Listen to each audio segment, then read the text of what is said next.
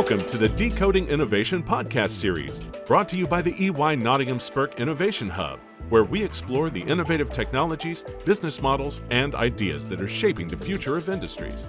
During each episode, we meet with stakeholders at the cutting edge to discuss innovations in their space, challenges they need to overcome, and their outlook on the future. Hello and welcome. I'm your host Mithali Sharma, and today's topic is leadership and innovation. Our guest is Bob Nardelli. Bob really doesn't need much of an introduction. In his 50 years of experience, he's led companies like GE, Home Depot, Chrysler, and is known and widely recognized as one of the best operating executives in the world. Currently, Bob leads Accelerate, a company he founded, where he gives investment and advisory help to Fortune 500 and public and private clients. Bob, welcome to the show. Thank you, Matali. I'm excited to be with you today. Bob, let's start with your personal journey. You started with GE, straight out of college, right? And worked there for 30 years.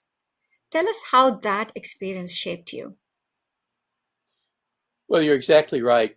I graduated from college in 1971, and the job market then was very, very tight.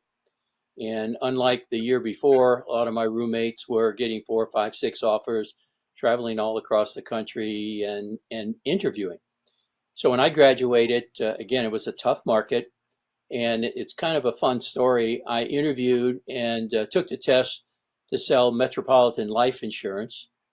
And then I interviewed to become part of a management training program with Ponderosa Steakhouse.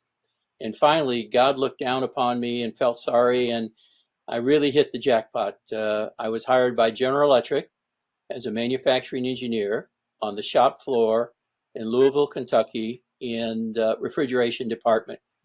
And it was the best thing that ever happened to me. Many times I'm asked that question, and also, well, Bob, what was your salary when you started? And I'd say, well, $9,600. And a lot of the MBA students would say, you mean a week?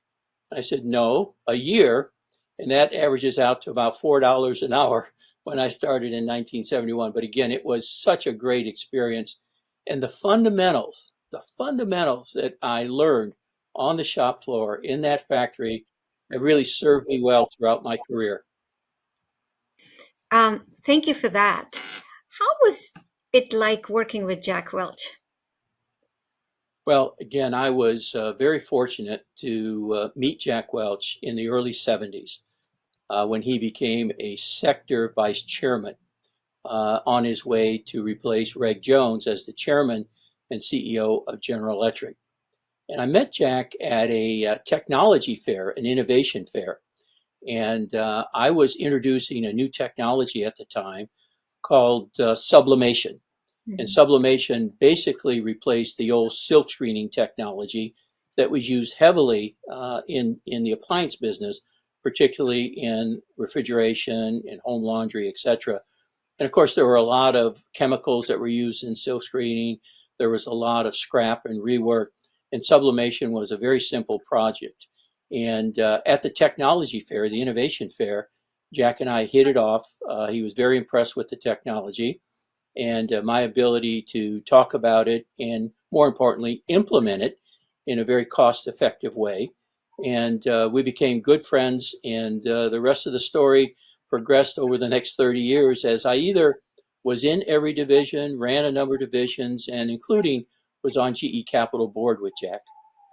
Bob, you went from conglomerate like GE to a retail giant like Home Depot to Chrysler, automotive company, vastly different organizations.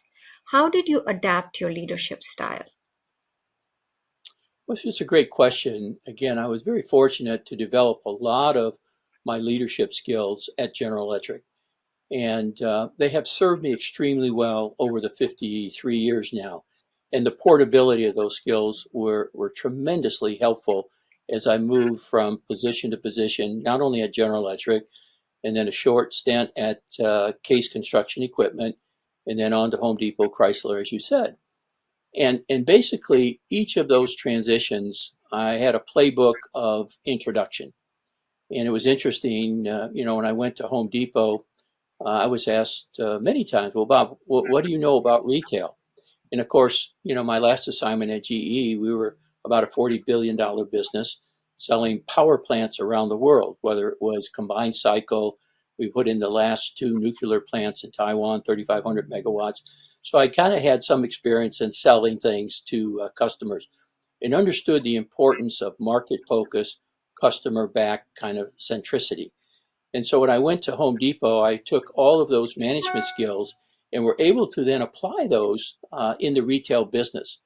And, I kind of developed again this process where I would immerse myself in the business, kind of like a dry sponge in a bucket of water, if I can use that analogy. Mm-hmm. And it was important for me to have a vertical learning curve because the slower I learned the business, the less effective I could be in making decisions and setting strategy and really trying to enhance the culture. So when I went to Home Depot, I was able to do that. We went through new manager assimilation with the leadership staff. What do you know about me? What do you want to know about me? What's my hot buttons? I want to know about you. And then I would make a point of going to each of the leadership team's office rather than them coming to me. And I asked some questions about, what's your aspiration? Tell me about your family. Tell me about what you like here. Tell me what you don't like here. Where do you think we could make improvements?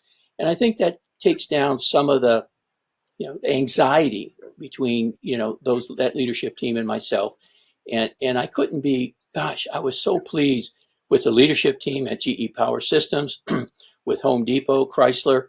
At those businesses, to be honest with you, I got very careful because when we would talk about doing something, they were so powerful and so effective in the implementation and execution of, it was always how to versus why not. And the energy, I'll give you one example. Jack always flew down and we spent a full couple of days going through an HR review where he would talk with me, my leadership team, skip level meetings, etc. And I remember very vividly at Power Systems, at the end of the day, he paid us a compliment that could never be one-upped, if you will. Mm-hmm. He said, Bob and team, I took the plane down here, from Fairfield to Schenectady, but I won't need a plane to fly back because you have energized and the enthusiasm here was just so contagious. And the organization, you could just feel the chills go up and down their spine at that compliment coming from someone of Jack's stature, who was running one of the largest conglomerates in the world, unbelievably successful. And so that power of recognition, reward stuck with me throughout my career, Home Depot, Chrysler, Accelerate, etc. And I think it's important to reward and recognize performance and encourage people to really reach for things they otherwise may not have been able to reach for with that kind of support. Bob, in your vast experience, what do you regard as the most important job or jobs of a CEO? Well, look, that's really a penetrating and a great question. Let me share with you and the audience at least the things that I have prioritized over, again, my 53 years. I think, again, I would not prioritize these vertically. I like to prioritize things horizontally because I think they have to be done concurrently, not sequential. Okay. So when I talk about these priorities, again, it's on a horizontal basis. So first of all, one of the things I have this saying we've talked about is you either innovate or you evaporate. Mm-hmm. And innovation has been at the heart of the success we've had in all of these businesses. For example, when I moved to Home Depot, we were doing about $40 billion in revenue. And 5 years later, we're doing $91 billion in revenue. And that came purely through tremendous innovation and implementation. We opened 1,000 stores over that period of time. So we were opening a new store every 24 to 48 hours. And each store carried with it a level of new innovation, from lighting, from way signs, to even the details of acid etching the floor so that we got increased reflectivity to make the products bounce and look better when we presented those. We knew on an innovative basis that the pro customer was fundamental to our growth and our success. So we went about creating Home Depot Supply. We did 50 acquisitions in 18 months and went from 0 to $12 billion. It was noted at Home Depot as a do-it-yourself store, but customers would come in and say, Bob, we'd be happy to do it, but I'm not going to buy power tools to do one project. Bingo, innovation. Let's open up a tool rental store. So I could go on and on. I mean, if you think about some of the products that our favorite products in Home Depot, Rigid, Hampton Bay, Glacier Bay, Husky, Workforce, etc. Those are all innovative brands, house brands, that we basically disintermediated a supplier and gained about 30 points of margin. And we did that through, again, a very focused energy and team of people that drove innovation. We had 100,000 square foot bunkered facility where we would actually test, bring focus groups in to really examine these new products and make sure not only the product, but the line set, the planograms, down to every detail. We would test everything in that center before we rolled it out across over 2,000 stores. So that's one example on innovation. My favorite quote from Peter Drucker: culture eats strategy for breakfast. Mm-hmm. Culture is critically important to be able to attract, motivate, and retain a superior workforce from top to bottom, from bottom to top. Very, very important that you create a culture of innovation. You create a culture of how to versus why not. You create a culture of team. I always like to say we play more for the brand on the front of our jersey than the name on the back of the jersey, if I can use the football analogy. Mm-hmm. And then one final one would be capital allocation. And here's how I think about capital allocation. When you invest in physical capital, from the time you bolt it down, it starts to depreciate, right? Mm-hmm. When you invest in human capital, there's a double entendre there. First of all, the person you're investing in has a sense of appreciation. Mm-hmm. And beyond that, their personal wealth, their personal knowledge also appreciates. Now, you hope that that stays with the company, but if it doesn't, you still have invested in a person that will go out and do great things, maybe even better things than they would have been able to do within that organization. So again, innovation, right? Culture, capital allocation. Mm-hmm. And then I think one of the final ones was, I'm a big supporter of net promoter score, but I don't use 1 to 10, Natalia. I think that's too big a range. I go down, it's either you will promote us or you won't promote us. The maybes are probably a non-promoter. If they can't make up their mind whether they will or won't, they probably won't.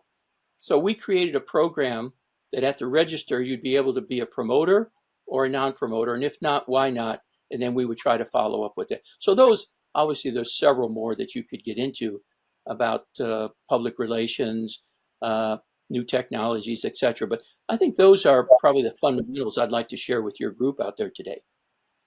That's very interesting and a lot to unpack there. Let me start with one of the first things you mentioned, which is innovation.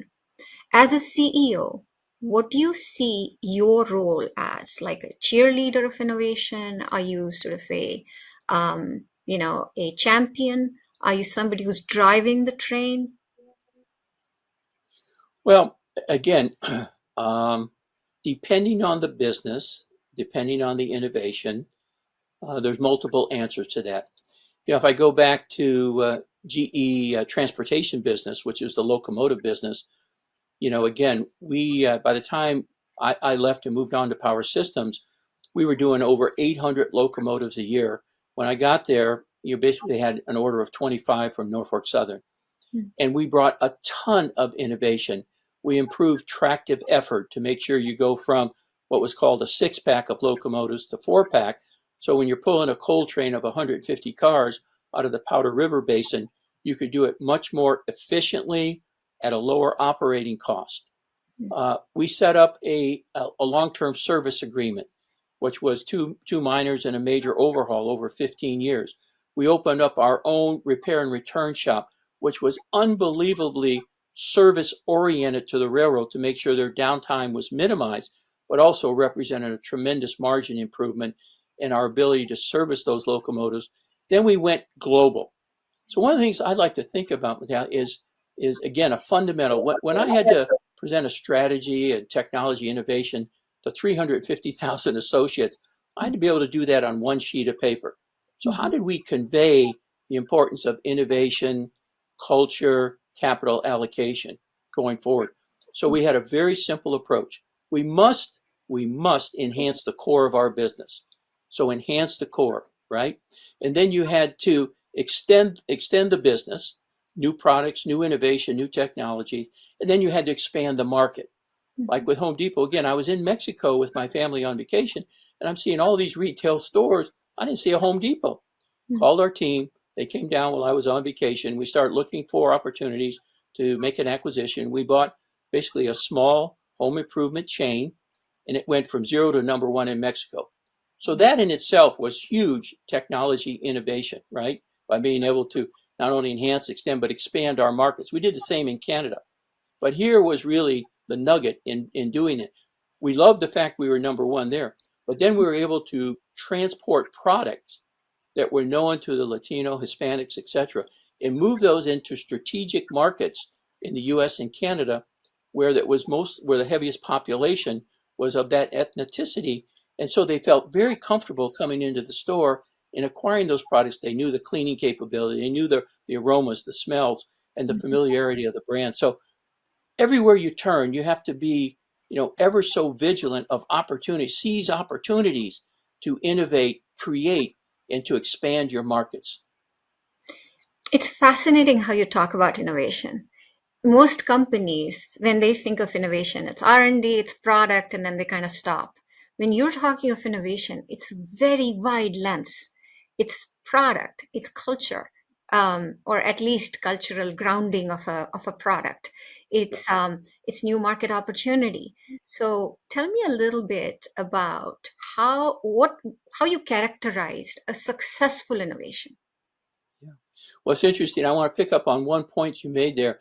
I had a discussion with Jack. We had what we called corporate research and development, CR&D. And I talked with Jack one day, and I said, we really need to change the name of that.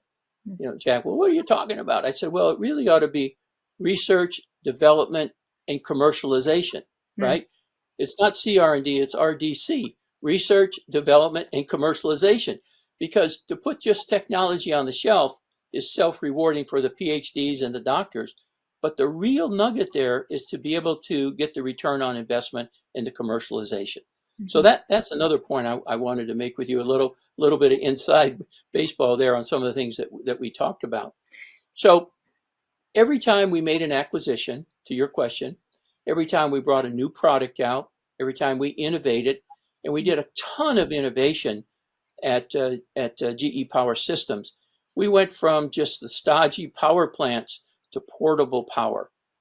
For example, we were doing all of the Major League Baseball team, football, concerts, and anything that needed auxiliary power. Then we also bought a company called Stewart & Stevenson, which allowed us to take 3 trailers, mount an LM6000, which is a jet engine derivative, and we would basically stand up 35 megawatts of power to a city that maybe just went through a horrific hurricane, tornadoes, or something. So my measurement of innovation is in the bottom line, and make sure that we do postmortems on everything we do. A lot of times there's these very elaborate pro formas that are presented on why we should do something, but then there's no follow-up on did we do what we said we would do, and how do we learn from that experience to make the next one better, and how do we develop a playbook. I always said that acquisition integration, if it's a core competency, it's a huge competitive advantage. So we developed a textbook, if you will, on how to acquire, innovate, and then make sure that we get tremendous productivity of synergies through those acquisitions. And those are just some fundamentals. I don't know that we're unique, but those are fundamentals that we lived and worked by every day. It's fascinating again. You mentioned two interesting things that I want to pick on. One is this whole notion that innovation is not just what's invented in the four walls of the company. You're looking at acquisition as part of that innovation strategy or part of that growth strategy. So it's like one cohesive thinking process that you're applying. And then the second thing that you mentioned was the whole idea of iterative approach. You talked about a playbook, constantly going back and looking at what you got and thinking, what can you do better and Yes. learn from? So talk to us a little bit more about how you implemented that in public organizations, which are Yeah. typically very risk averse. Yeah. Well, again, some of my little one-liners here, change is the only constant, and speed is a tremendous advantage. Mhm. First mover in the market, a tremendous advantage. So, we would look at an acquisition, and sometimes, every organization kind of has, like to think first among peers, like GE was engineering, right?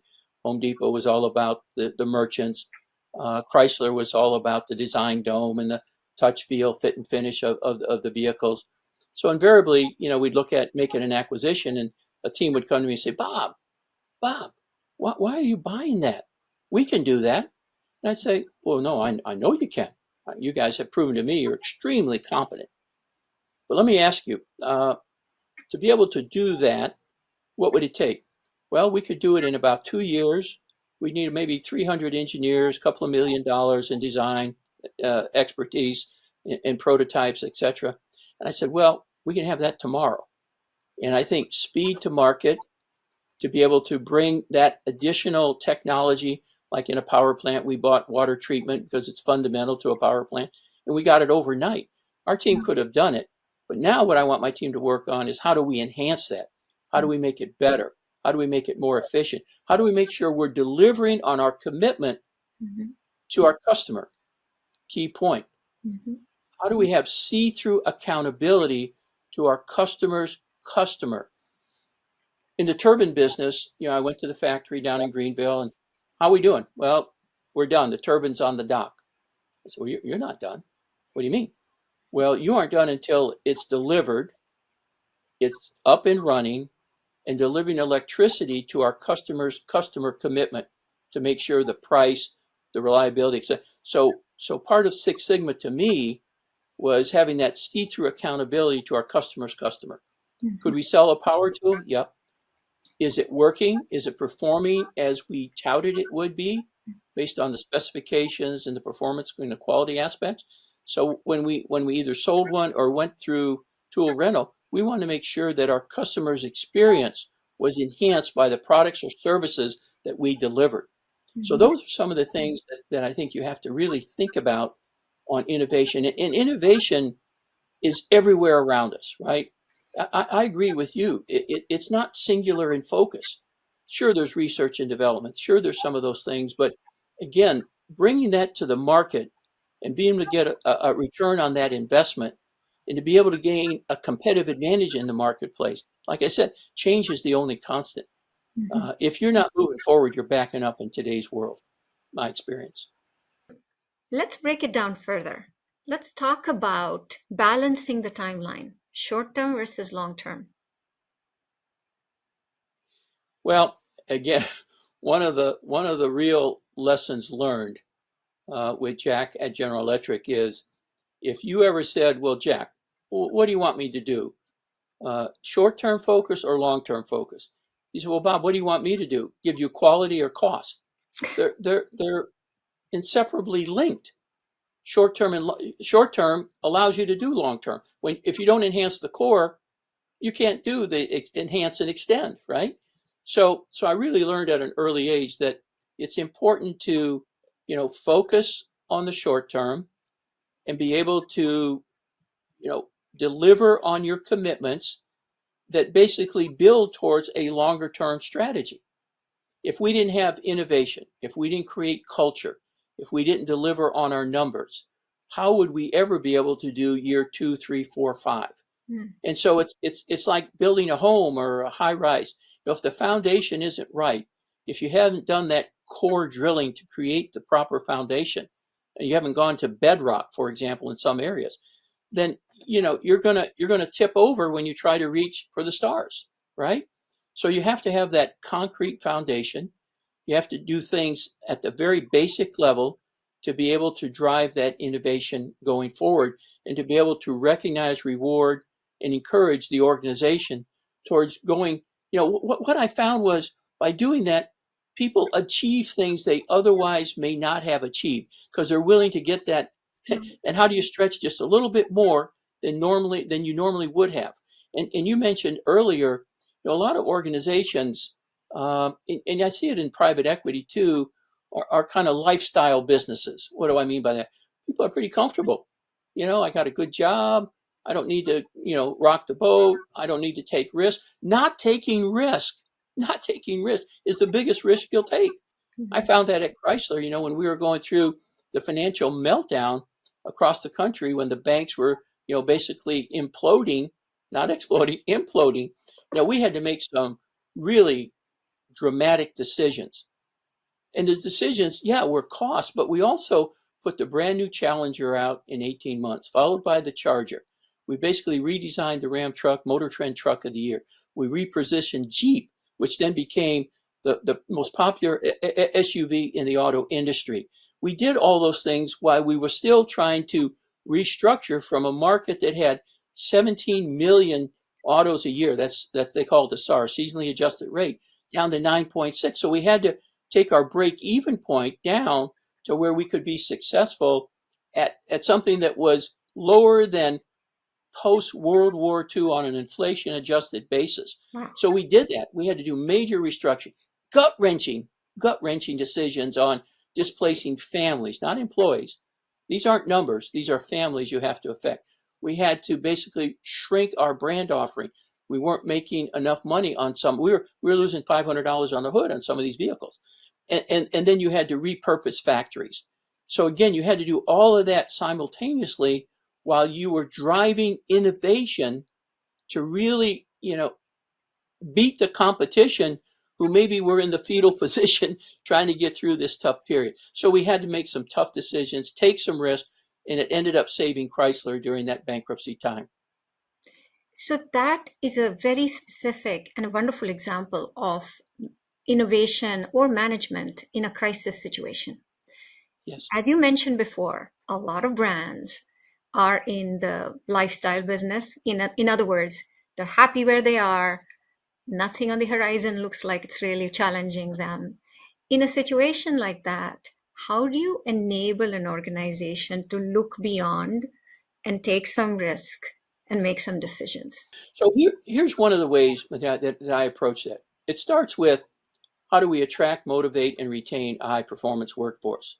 Mm-hmm. So what do I look for in an individual? I look for somebody that has a tremendous amount of energy.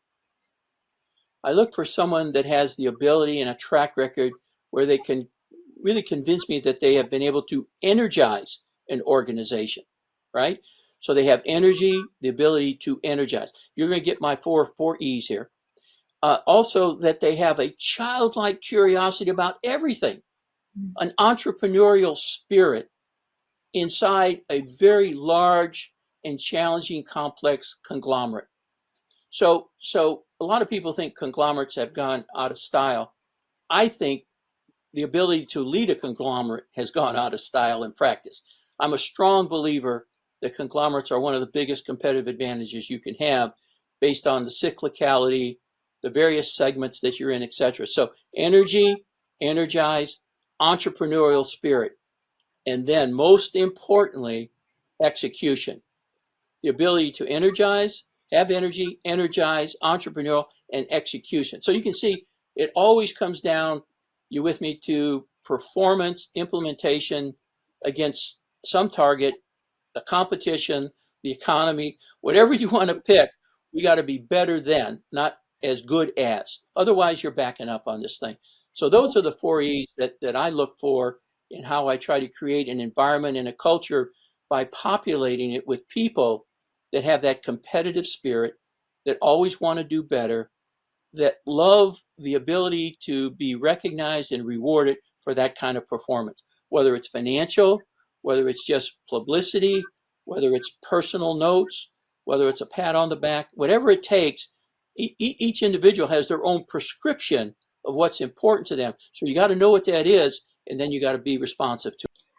So Bob, how did you think about the long-term versus short-term piece of the innovation, especially as you think about capital allocation and getting the right people in the right positions? Yeah, that's a great question, because that's right at the root of success and the responsibility of leadership. So when I think about capital allocation, I think about it in a couple of different dimensions. First of all, what capital do we need in the short term? In many cases, it was to improve or enhance a problem. Mhm. What kind of capital do we need to apply to our technology? What capital do we need to apply to our product innovation? So we would go through and we'd have multiple sessions. What can we afford? What kind of capital can we afford this year based on cash flow and depreciation? A whole number of things that go into the financial evaluation. But I would look at what do we need in the short term to make sure that this engine continues to run. And then I would look at, is that capital allocation also building towards the future, year 2, 3, and 4? Is it building towards a product that we would roll out, but then we could enhance with further capital allocation? So I look for that. And then you're going to have some capital allocation that basically is taking a risk. You're going to, it's a calculated risk. It's not just, a flagrant risk, but that you're going to put some money into capital allocation that's going to pay off in year 3. And I'm working with a company right now, a publicly traded company that's doing exactly that, where we've made capital allocations. And again, it's going to pay off big time in year 3 for medical devices and medical application. So those are the way I think about that, Natalia. If that's answering your question, I think it has to be a very thoughtful, healthy debate between the operating people and the leadership team on capital allocation, because it's not infinite. There's only so much you can Right. spend per year based upon your return on capital investment, and also your borrowing rates, et cetera. So that's how I think about it. It's a very granular, very grinded out, very heavily debated allocation of capital for short term, midterm, and longer term. And now, how often do you revisit it? Oh, yeah, we revisit that all the time. We would go through, just like we would do program reviews. Are we on schedule? Are we not on schedule? And let me take a side rail for a moment, because sometimes you go in and everything's perfect. Everything's perfect. You go around the table, you have your red, yellow, green kinds of charts that go out there with your KPIs. And I look around to everybody's green, Natalia, everybody, except me. I was the only one that had a red chart. And I said, this can't be right. This can't be right. So let's get honest, right? You just got to get people to be honest. And if we're putting capital into something, and in fact, maybe there are legitimate delays, sometimes it just was a bad decision. The sooner you tell us, the better we can redeploy that. And a lot of people fear being honest because they're concerned, well, my reputation, I may not get a promotion, my salary may be docked. Look, if they're working against the plan we've all agreed to, if for some reason it wasn't right, you shouldn't criticize that person, he or she. They're doing what we asked them to do. They're doing the best of their talent. We assessed, and so there shouldn't be any criticism or negativity reflected on that. Sometimes we'll make a bad decision. The sooner we find out, the better. So we're not wasting precious capital, and we can redeploy it. Very interesting. I really picked up on one fact while you were describing it. You were talking about accountability, but not penalization. Tell me more about that. Too many times I've seen chairmen and CEOs do a lot of barking, do a lot of delegating. I call it abdicating, not delegating, because if you delegate, you're going to monitor and you're going to keep in touch with those things. So the only way you can work things concurrently is you have to energize your staff. You have to delegate that, not abdicate it, but then you got to monitor, you got to follow religiously the progress. You can't launch and leave. And that's been one of the things I'm most proud of in my career, working with the various teams, is we had that kind of relationship where I would empower them to do what we agreed to, and then monitor them and make sure that we're staying on course. Sometimes you make mid-course corrections, but are we moving in the right direction? If not, then let's pause and reevaluate.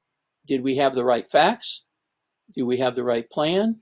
If not, then let's shut this thing down and move these good people to something that's going to be more productive and have a better return on our investments. So not launch and leave. I love that. Bob, this has been a fascinating conversation. Thank you very much. The Decoding Innovation podcast series is a limited production of the EY Nottingham Spurk Innovation Hub based in Cleveland, Ohio. For more information, visit our website at ey.com/decodinginnovation. If you enjoyed this podcast, please subscribe, leave a review wherever you get your podcasts, and be sure to spread the word.